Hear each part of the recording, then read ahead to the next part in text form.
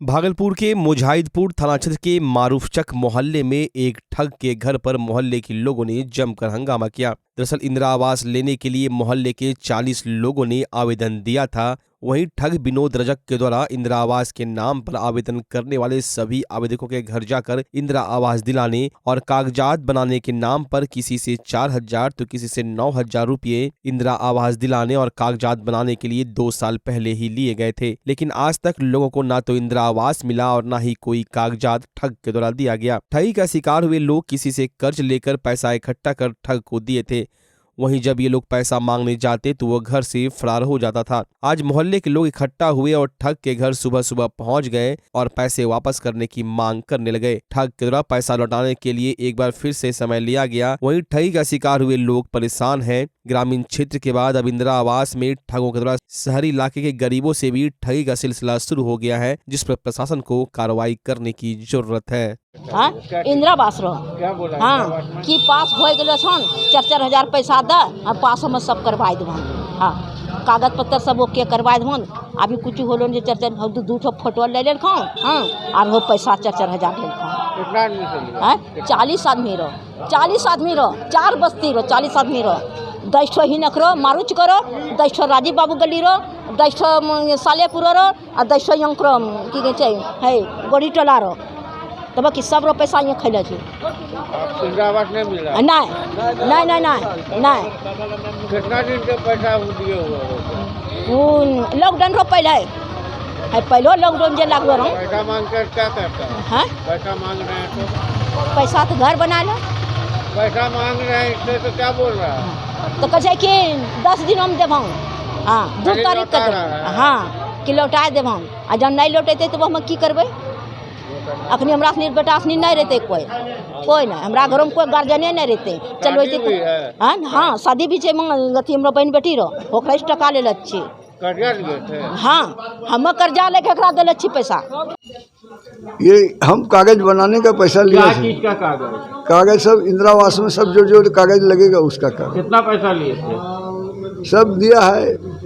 कोई 3,000 दिया है, कोई 4,000 दिया, कोई 9,000 भी दिया है। 9,000 जिसका 4 ठो पास हुआ वो दिया है। क्या हुआ पैसा सब?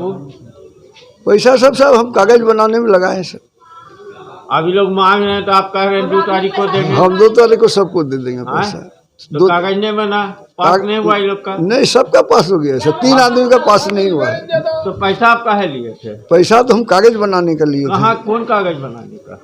कागज बनाने का लिए थे आपका हैप्पी डिपिट। हम तो वकील हैं सर। हाँ, हैप्पी डिपिट 1, वंशावली 2, हाँ। LPC 3। तो LPC तो ब्लॉक में बनता है, वंशावली ब्लॉक में हाँ, बनता है, तो उसका सब पैसा आप क्यों लिए? वो हम लोग बनवाते हैं किसी से सर। किससे बनवाते हैं? वो ब्लॉक का एजेंट सब है, उसी से बनवाते हैं सर। दलाल के थ्रू क्या? जी सर। तो ऑफिस में दलाली होता है इसका? अब किसका क्या होता है तो हम नहीं जानते सर। और उस कड़ी में आप भी जुड़े हुए हैं? जी नहीं, हम लोग कैसे आप जुड़े लिए? हैं। हम लोग तो वकील हैं सर। पैसा कैसे लिए सर? पैसा सब ये लोग से मांग करके लिए है, दिया ये लोग आकर के। ये मत कहो खुदा से मेरी मुश्किलें बड़ी हैं, इन मुश्किलों से कह दो मेरा खुदा बड़ा है। ई रिक्शा पर बैठी एक सवारी ने इन पंक्तियों को उस समय गुनगुना दिया जब उन्होंने इसका हैंडल एक महिला को संभालते देखा। ई रिक्शा चालक महिला को देख लगभग सभी यात्री एक पल के लिए उसकी हिम्मत को सराहने लगते हैं। सुल्तानगंज प्रखंड अंतर्गत बाथ थाना क्षेत्र के नया गांव पंचायत स्थित उत्तर टोला ऊंचा गांव निवासी मजदूर अमरजीत शर्मा की 30 वर्षीय पत्नी पिंकी देवी घर से ई रिक्शा लेकर निकलती है और पूरे दिन मेहनत और ईमानदारी के दम पर धन अर्जित करती है। आत्मनिर्भर पिंकी महिलाओं के लिए प्रेरणा की स्रोत है। पिंकी ने बातचीत के क्रम में अपनी स्थिति साझा करते हुए बताया कि वो मुंगेर जिला के असरगंज थाना अंतर्गत ममई गांव की रहने वाली है। 4 भाई बहनों में सबसे बड़ी है। वो पढ़ लिख कर कुछ बनना चाहती थी, लेकिन उसके पिता सुरेंद्र शर्मा की आर्थिक स्थिति ठीक नहीं रहने के कारण 8वीं तक की पढ़ाई कर सकी। वर्ष 2010 में उसकी शादी ऊंचा गाँव के सुबोध शर्मा के पुत्र अमरजीत से हो हो गई। उसके पति के पास रहने के लिए अपनी जमीन भी नहीं है। उनके गोतिया ने रहने के लिए मौखिक रूप से कुछ जमीन दी है, जिसमें सास ससुर सहित पति बच्चों के साथ रहती है। पिंकी के 4 बच्चे हैं। इनमें 2 पुत्री 10 वर्ष की वर्षा और 7 वर्ष की रिया व 2 पुत्र 5 वर्ष का शिवम और 3 वर्ष का सत्यम है। 4 बच्चों की मां पिंकी ने बच्चों को बेहतर शिक्षा और घर की आर्थिक स्थिति मजबूत करने का संकल्प लिया है। पिंकी ने सब्जी बेचकर ई-रिक्शा खरीदा है। अब सवारी बिठाकर प्रतिदिन 500 से 800 रुपये कमाती है। क्या हाँ, पूरा कर्ज है, नहीं यहाँ कितना हो रहा है, उसी लिए गया। इसीलिए क्या आप काम कर रहे हैं? हाँ। तो क्या आपके बच्चे क्या कर रहे हैं? बच्चा अभी पढ़ाई कर रहा है। कितने बच्चे हैं? 4 गो। 4 बच्चे का परवरिश कौन करते हैं? हम कर रहे हैं। किससे? टोटो चला के। टोटो में कितना आमद हो जाता है? कितना 200, 300, 400 यही होता है। तो इसमें आपके सारे बच्चे का भरण पोषण हो पाता है? कम हो रहा है, हम सोच रहे हैं और आगे होगा तो और बढ़िया से चलेगा। आप बच्चे को क्या बनाना चाहते हैं? एगो बच्चा को, लड़की को नर्स बनाना चाहते हैं और टीचर बनाना चाहते हैं। तो अगर सरकार के द्वारा सहायता मिला तो हम बनाएंगे और कोशिश अपना दम पे लगाएंगे। जी। तो आप महिला हैं, सुनसान रास्ते पे चलते हैं आप, तो क्या लगता है? हमको डर नहीं लगता है। हम किसी से बोल रहे हैं कि कम नहीं है, हम किसी अपना हिम्मत लगा के काम करेंगे। मान लीजिए कोई शराबी भी मिलते होंगे आपको? हाँ, मिलता है। तो उसको किस तरह आप लोग पहुंचाते हैं? हम उस नज़र में देखते हैं, उठा के देखते हैं तो गाड़ी हाँक लेते हैं, चल लेते हैं। माँ की तरह उसे पहुंचाते हैं? हाँ, हिफाजत से पहुंचाते हैं? इस हिफाजत से पहुँचाना, जैसा देखते हैं उस तरह करते हैं। सुरक्षा को लेकर जो तमाम जो रास्ते हैं, सुरक्षा को लेकर क्या सुरक्षा मिल पाती है आपको? नहीं है, जैसे चलता है देखते हैं, आदमी को नहीं अच्छा तो उसको नहीं बैठाना के लिए चाहते। 8वीं पास पिंकी बच्चों को डॉक्टर और इंजीनियर बनाना चाहती है। पिंकी कहती है, मैं नहीं पढ़ सकी तो क्या बच्चों को पढ़ाऊंगी। आर्थिक तंगी के कारण आगे की पढ़ाई नहीं करने पर मेरा सपना अधूरा रह गया था, लेकिन जब मुझे पहली पुत्री हुई तो मेरा सपना फिर जागृत हो उठा। तब सोचने लगी कि मैं तो पढ़ाई नहीं कर सकी, लेकिन अपने बच्चे को बेहतर शिक्षा दिलाकर काबिल बनाऊंगी। मेरे पति की मजदूरी राशि घर और बच्चों की भरण पोषण में ही सिमट कर रह जाती थी। तब मैंने संकल्प लिया कि मैं भी मेहनत करूंगी और आर्थिक स्थिति को मजबूत कर बच्चों को बेहतर शिक्षा दिलाकर डॉक्टर, इंजीनियर और ऑफिसर बनाऊंगी। तब 7 वर्ष से करहरिया, असरगंज और लखनपुर हाट में सब्जी बेचने लगी और थोड़ी थोड़ी राशि जमा करी। पति भी दिल्ली में फर्नीचर का काम करते हैं। बीते वर्ष लॉकडाउन में हम दोनों ने जमा पूंजी से एक रिक्शा निकलवाया, जिसे मैं प्रतिदिन चलाकर कभी सवारी बिठाकर तो कभी सब्जी ढोकर हर दिन 500 से 800 रुपये तक कमा लेती हूँ। फिलहाल तो अपने 3 बच्चों को सरकारी स्कूल भेजती हूँ, लेकिन प्राइवेट ट्यूशन भी पढ़ने भेज रही हूँ। क्यों चला रहा है? 2-3 साल से रिक्शा चला रहा है। जी। इसके पास 4 गो बच्चा बुतरा है। इसका ससुर को इसको हेल्प नहीं किया। अपने बल पे ही जो है ना कमाना खाना चाहती है, सब्जी बेचती है और वो हटिया पीछे सब्जी जो नहीं बिकता है गांव गांव घूर करके सब्जी बेचते आई। सवारी भी धोती है और बहुत महिला जो है ना शांत स्वभाव का है, किसी पर आत्मनिर्भर बनना चाहता है, किसी तरह सोच रही है कि बच्चा बुजुर्ग को हम पढ़ावे लिखावे कुछ कर पाए। क्या अच्छे काम कर रहे हैं? समाज में यही सोच रहे हैं हम लोग कि गरीब है, इसलिए से कि गाड़ी चलाएगा तो बच्चा बुतरू को पेड़ पालन करेगा, इसी बात है। तो सरकार के द्वारा सहायता मिलनी चाहिए। हाँ, मिलना चाहिए गरीब परिवार को। हाँ, गरीब। साथ ही बोली कि अगर सरकार भी कुछ मुझे आर्थिक सहयोग करे तो बच्चों के पठन पाठन में और बेहतर सुविधा मुहैया कराने में सफल हो पाऊंगी। भागलपुर में गंगा किनारे सफेद बालू के खनन का खेल जोरों पर चल रहा है। तिनटंगा में दियारा में जहाज घाट के समीप माफिया धड़ल्ले से अवैध रूप से बालू का खनन कर रहे हैं। इससे घाट किनारे बड़े बड़े गड्ढे हो गए हैं और इससे कटाव का खतरा उत्पन्न हो गया है। आश्चर्य यह है कि हर दिन गोपालपुर थाने से महज 1 किलोमीटर की दूरी पर अवैध बालू लदे करीब 100 से अधिक ट्रैक्टर गुजरते हैं, लेकिन पुलिस माफियाओं पर कार्रवाई की बात तो दूर, ट्रैक्टर चालकों से यह भी नहीं पूछती कि किसके आदेश पर कहां से बालू ले जाया जा रहा है। इससे पुलिस की कार्यशैली पर सवाल उठ रहे हैं। वहीं अवैध खनन से इलाके में ग्रामीणों में रोष है। लोगों का आरोप है कि बिना पुलिस या प्रशासन की मिली भगत से यह कार्य संभव नहीं है। ईंट भट्टा में माफिया सफेद बालू बेचकर काला धन जमा करने में लगे हुए हैं। गंगा घाट से हर माह लाखों रुपए की अवैध बालू का खनन किया जा रहा है। इसमें किसान से लेकर भू माफिया का कमीशन सेट है। गंगा से महज कुछ ही दूरी पर बालू माफिया लगातार खनन कर रहे हैं। इस्माइलपुर से तिनटंगा तक हर साल गंगा के कटाव से बचाव के लिए सरकार करोड़ों रुपए खर्च करती है, मगर माफिया लगातार बालू का खनन कर गंगा को आने का न्योता दे रहे हैं। जल संसाधन विभाग की माने तो गंगा से करीब 500 मीटर की दूरी पर खनन किया जा सकता है, लेकिन इसके लिए टेंडर निकाला जाता है और संबंधित ठेकेदार को लाइसेंस निर्गत किया जाता है। तिनटंगा और सैदपुर गांव के सड़क से सटे लोगों का कहना है कि खुलेआम ट्रैक्टर पर बालू ढोया जा रहा है। नौगछिया एसपी सुशांत कुमार सरोज ने कहा कि सफेद बालू के अवैध खनन की जानकारी नहीं है। खनन विभाग और एसडीपीओ को इसकी जांच कर कार्रवाई के आदेश दिए गए हैं। बालू माफियाओं के खिलाफ सख्त कार्रवाई की जाएगी। गौरतलब हो कि सफेद बालू का खनन ही नहीं, कई आपराधिक घटनाएं, लूट, हत्या ऐसे थाना क्षेत्र में हो रहा है जिस थाने के प्रभारी को हाल के कुछ माह पूर्व भी नौगछिया पुलिस अधीक्षक सुशांत कुमार सरोज के द्वारा कार्यकुशलता को लेकर पुरस्कार और प्रशस्ति पत्र दिया गया था। एसडीपीओ कहा भी थाना पार है ना, आप देख लीजिए वो जो इलीगल माइनिंग हो रहा है उसको देखिए, है ना। उसके बाद यदि क्या कहता है कोई कागज नहीं है, कोई लाइसेंस नहीं, तो नहीं करेगा वो, तो फिर केस कीजिए, जेल भेजिए।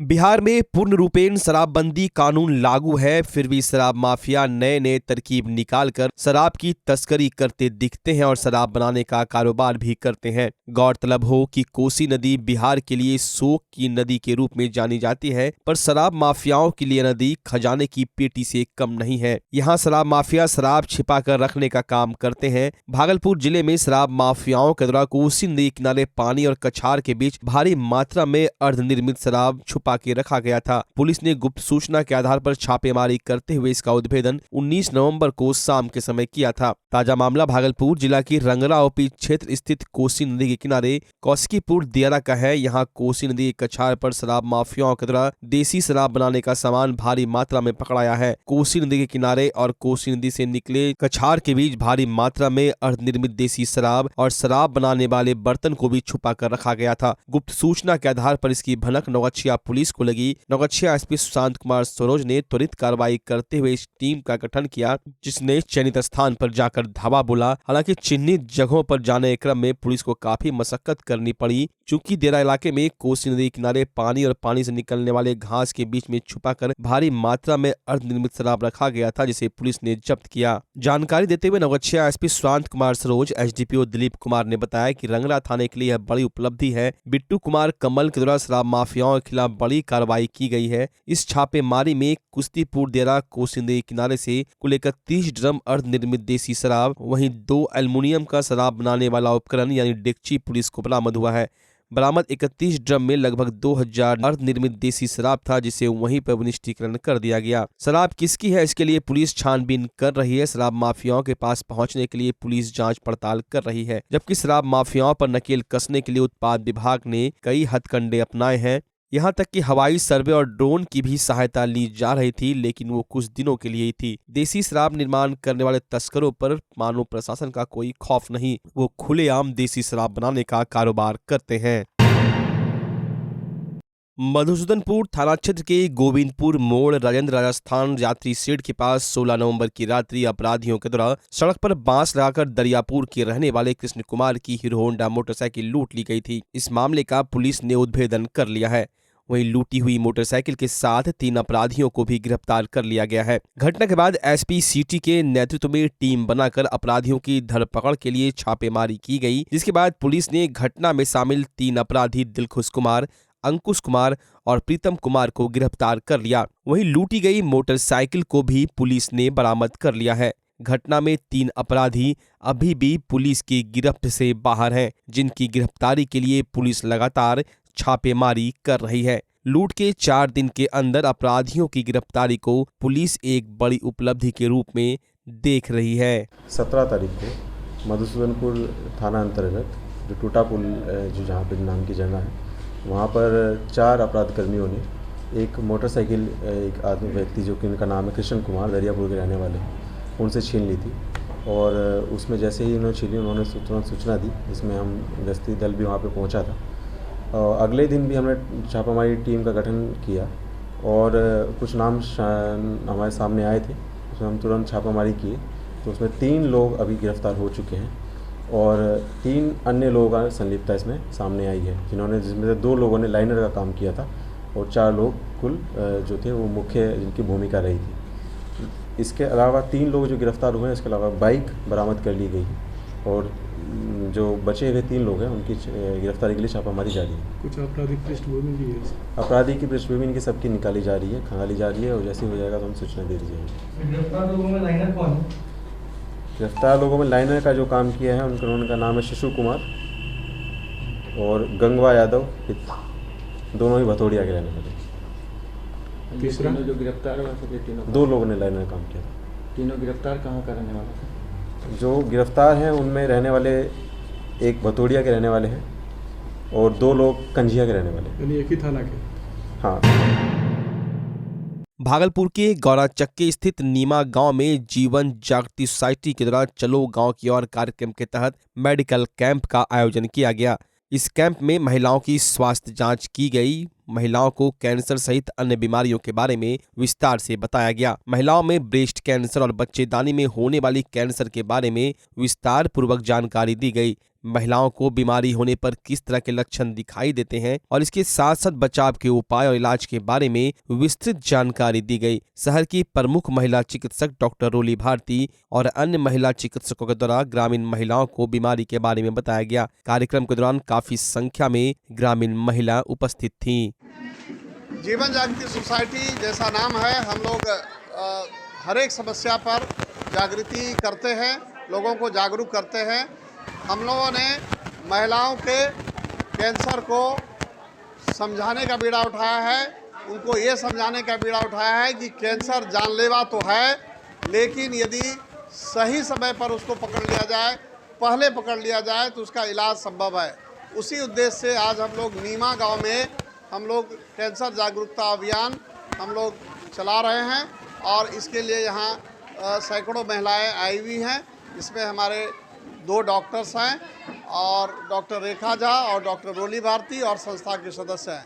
तो आज हम लोगों ने यहाँ बताया कि सारे कैंसर जिस पुरुषों के भी है, तंबाकू के सेवन हो या खैनी के सेवन से हो या सिगरेट से हो, ये सारे सेवन को ना करें। और उसके आरंभिक लक्षण क्या है? मुंह में छाले होना, कहीं गांठ पड़ना, जो गांठ बढ़ते जा रहा है, महिलाओं में बेसमय रक्तस्राव होना, स्तन में गांठ होना इत्यादि पर हम लोगों ने जागरूक किया।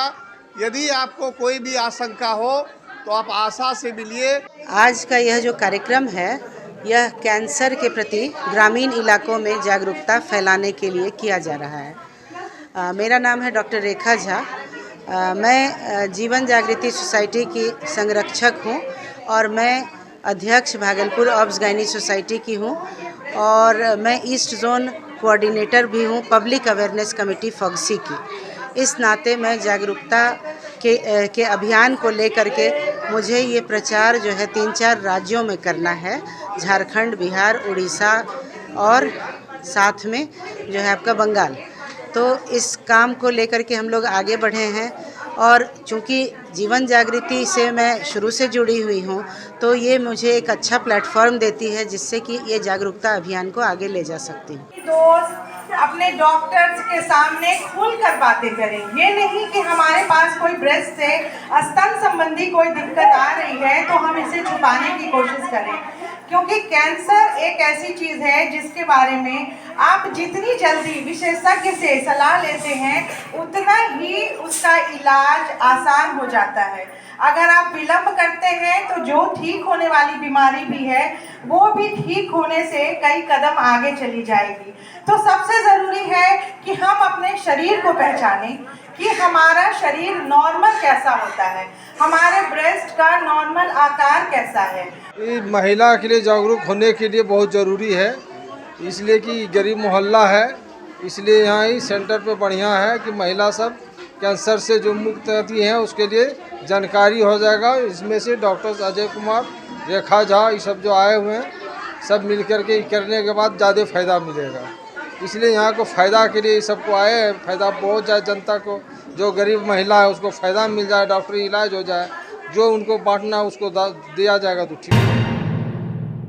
जदयू की ओर से भागलपुर नगर के अध्यक्ष पद के लिए राजदीप कुमार राजा को मनोनीत किया गया है। कार्यालय में जदयू महानगर अध्यक्ष डॉक्टर राजदीप कुमार राजा के चुने जाने के बाद कार्यकर्ताओं ने फूलमाला के साथ नए नगर अध्यक्ष का सम्मान किया। अवसर पर कार्यक्रम का भी आयोजन किया गया, जिसमें पार्टी के द्वारा किए जा रहे कार्यों को आम जन तक किस तरीके से पहुंचाया जाए और सरकार के द्वारा किए जा रहे कार्यों को वार्ड वाइज लोगों को जानकारी देने के लिए रणनीति तैयार की गई। आने वाले चुनाव में पार्टी को बूथ स्तर पर किस तरह से मजबूत किया जाए, इसको लेकर भी चर्चा की गई। अवसर पर काफी संख्या में जदयू कार्यकर्ता मौजूद रहे। वहीं नवनियुक्त भागलपुर की नगर अध्यक्ष राजदीप कुमार राजा ने कहा, अपनी पार्टी को मजबूत करने के लिए हर संभव प्रयास करूंगा और जन जन तक नीतीश कुमार के कार्यों के बारे में बताने का काम करूंगा। बूथ स्तर पर अधिक से अधिक कार्य किए जाएंगे, जिससे हमारी पार्टी की मजबूती बनी रहे।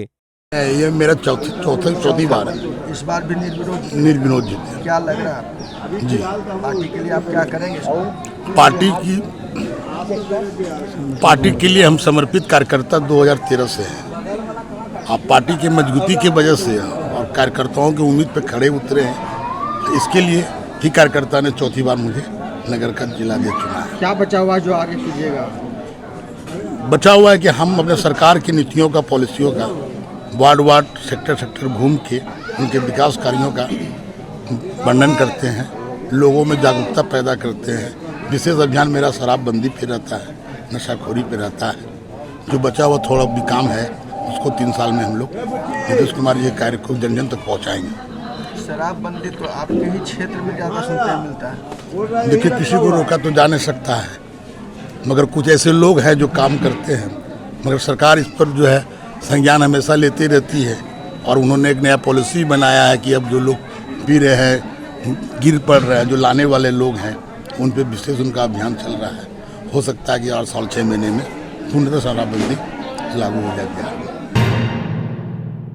स्वर्ण सेना के राष्ट्रीय अध्यक्ष भागवत शर्मा एक दिवसीय दौरे पर भागलपुर पहुंचे, जहां कार्यकर्ताओं ने उनका स्वागत किया। वहीं उन्होंने प्रेस वार्ता कर बताया कि कुछ लोग स्वर्ण जाति के लोगों को दलित समाज का दुश्मन बता रहे हैं और दलितों को डराने का काम कर रहे हैं। उन्होंने कहा कि यह सर गणेशन का बिहार है। उन्होंने कई शिक्षक संस्थान और अस्पताल का निर्माण किया है, जहाँ सभी समाज के लोगों के बच्चे पढ़ते हैं। उन्होंने कहा कि 13 जनवरी को पटना में सर गणेशन की जयंती मनाई जाएगी। इसको लेकर वो कार्यकर्ताओं को निमंत्रण देने आए हुए हैं। उन्होंने मांग की कि स्वर्ण समाज के छात्रों को उम्र सीमा में छूट दी जाए। वहीं स्वर्ण समाज के छात्रों को 7वें चरण की नियुक्ति प्रक्रिया में 10% की छूट मिले। तीसरी मांग उन्होंने सरकार से रखी है कि बिहार सरकार ओबीसी छात्रों को जिस तरह से यूपीएससी बीपीएससी परीक्षा पास करने पर 50,000 का प्रोत्साहन राशि देती है, उसी प्रकार स्वर्ण जाति के छात्रों को भी प्रोत्साहन राशि दी जाए।